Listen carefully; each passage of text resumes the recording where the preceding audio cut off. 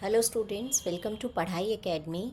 और हम गणित प्रकाश का क्लास 7 का पार्ट 2, गणित प्रकाश पार्ट 2 क्लास 7 ज्योमेट्रिक ट्विंस को कंटिन्यू करेंगे।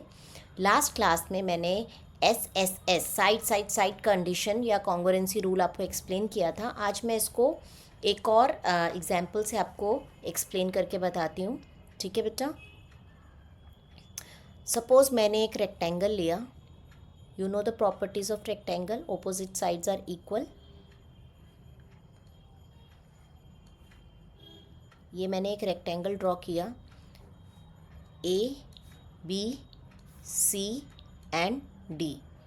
आपको पता है ये A B side C D के इक्वल है and this side A D is equal to B C. ये आपको पता होता है, ऑपोजिट साइड्स आर इक्वल। अगर मैं यहाँ से एक डायगोनल ड्रॉ करती हूँ, बी को ज्वाइन कर मेरा डायगोनल है। ठीक है बेटा।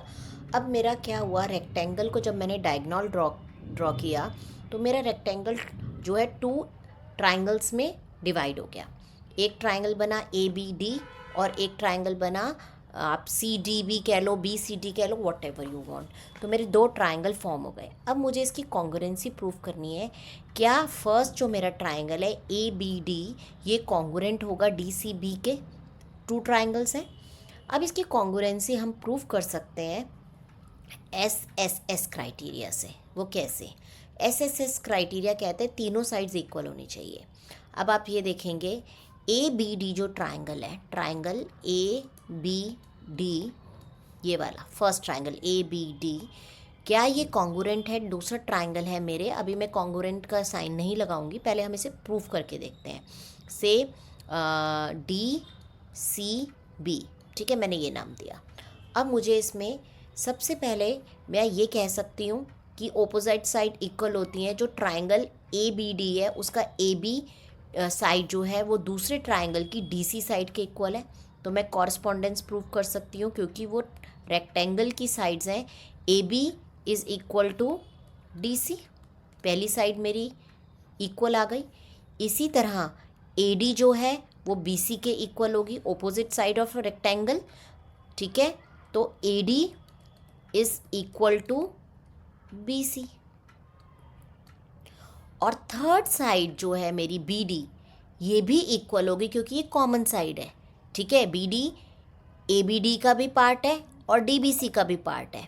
तो ए डी जो बी डी है that is common, B D is common.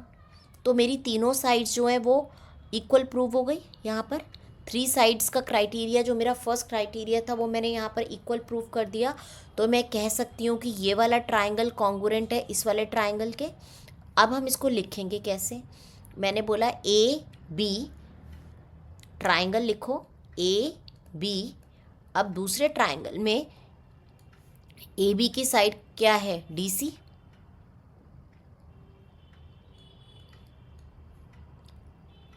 D और यहाँ पर डी, ए बी डी, और यहाँ पर क्या आ जाएगा? बी।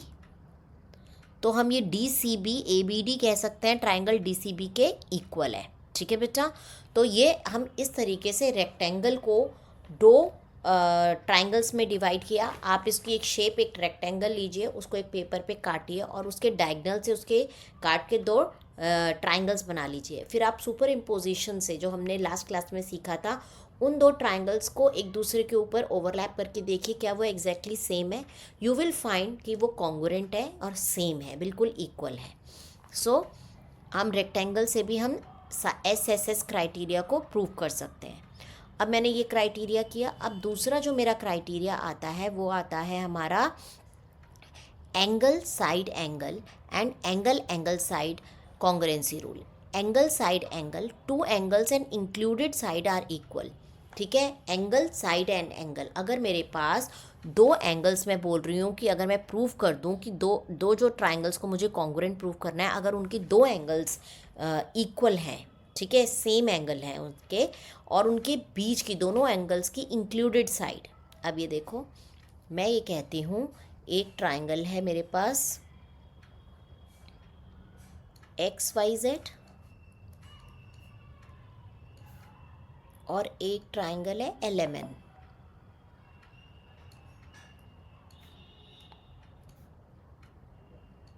अब मैंने बोला angle Y is equal to angle M। ये मेरे को पता है कि एंगल Y जो है वो एंगल M के इक्वल है।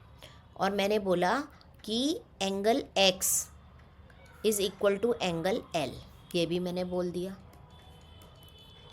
ये मुझे प्रूव कर दिया।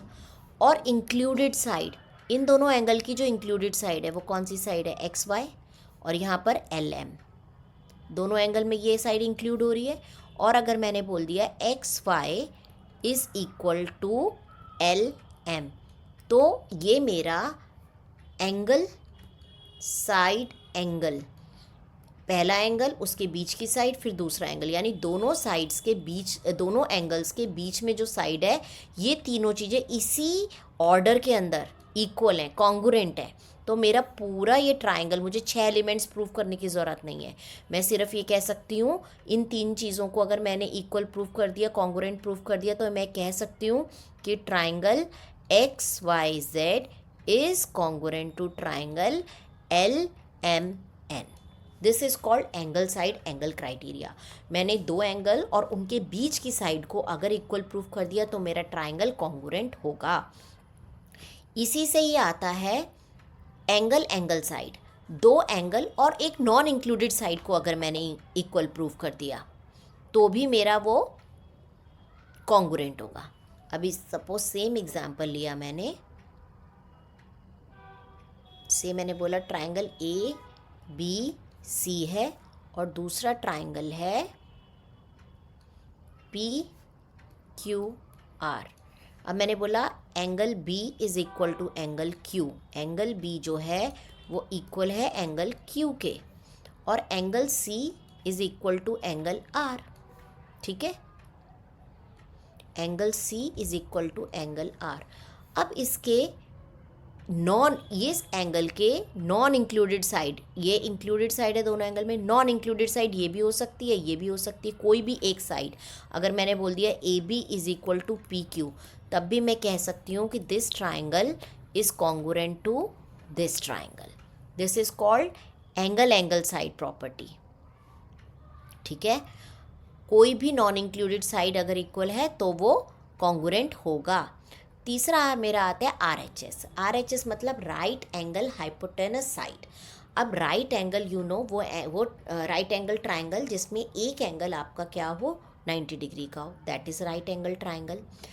एक राइट एंगल ट्राइंगल दूसरे राइट एंगल ट्राइंगल के कॉन्ग्रुएंट तब होगा जब उसकी हाइपोटेनस दोनों की इक्वल होनी चाहिए, और उसके साथ अगर मैं बाकी बची हुई बेस या परपेंडिकुलर में से कुछ भी एक कॉरस्पॉन्डिंगली इक्वल प्रूफ कर दूं। अगर एक का बेस है तो दूसरे का भी बेस, एक का परपेंडिकुलर दूसरे का भी परपेंडिकुलर, दोनों में से कोई एक चीज़ को इक्वल प्रूफ कर दूं, कॉन्ग्रुएंट प्रूफ कर दूं, तो मैं पूरे ट्राइंगल को कॉन्ग्रुएंट कह सकती हूँ।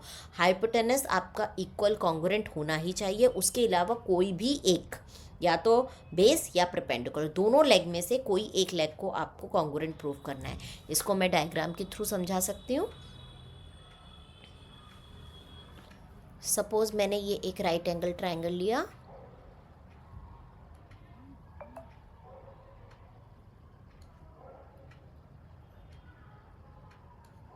ये मेरा 90 डिग्री है। Hypotenuse the longest side of right triangle, this is hypotenuse, this is perpendicular, this is base. ठीक है, अब मैंने इस ट्रायंगल को नाम दे दिया ABC। अब मैंने दूसरा एक राइट ट्रायंगल बनाया, इसका नाम दे दिया मैंने UVW। ठीक है, अब आपको पता है हाइपोटेनस मेरे को ये प्रूफ करना ज़रूरी है कि AC is equal to UW। ठीक है, उसके अलावा या तो मैं ये प्रूफ कर दूं कि परपेंडिकुलर इक्वल है, या तो मैं प्रूफ कर दूं AB is equal to UV।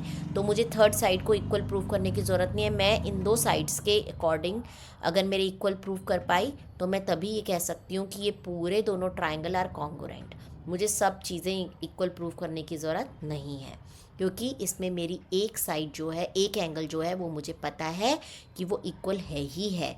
90 degree का जो एंगल है वो इक्वल होगा ही होगा। एक एंगल मैं इक्वल बताने की ज़रूरत नहीं, इक्वल है ही, क्योंकि दोनों राइट एंगल ट्रायंगल है। अब एक एंगल के साथ अगर मैं दो हाइपोटेनस के साथ कोई भी एक साइड और ले लूँ तो मेरा साइड एंगल साइड का क्राइटेरिया पूरा हो जाएगा। ठीक है, तो मैं कुछ भी इसमें से हाइपोटेनियस के साथ या तो परपेंडिकुलर परपेंडिकुलर कॉन्ग्रुएंट प्रूव कर दूं या बेस बेस कॉन्ग्रुएंट प्रूव कर दूं, तो मैं पूरे ये RHS की प्रॉपर्टीज़ पे लगा सकती हूँ और पूरे दोनों ट्रायंगल को कॉन्ग्रुएंट बोल सकती हूँ। सो बेटा, अभी हमने राइट एंगल, अभी मेरी सारी प्रॉपर्टीज़ पूरी हो गई हैं, जो रूल्स हैं बेसिकली। इसी का आगे हम और डिटेल में पढ़ेंगे in the next video. I hope ये सेशन आपको समझ में आया होगा। और बेटा, if you like my explanation, मेरे चैनल को लाइक कीजिए, सब्सक्राइब कीजिए और शेयर कीजिए अपने फ्रेंड्स के साथ, और कमेंट करके बताइए कि अगर आपको कोई और चैप्टर की एक्सप्लेनेशन चाहिए। और बेटा, लिंक दिया हुआ है मेरी पढ़ाई एकेडमी ऐप का, जहाँ पर आपको फ्री टेस्ट और वर्कशीट्स मिलेंगे, तो आप वहाँ से लिंक लेके इसको डाउनलोड कर सकते हैं ऐप को। Their worksheet and test series is absolutely free.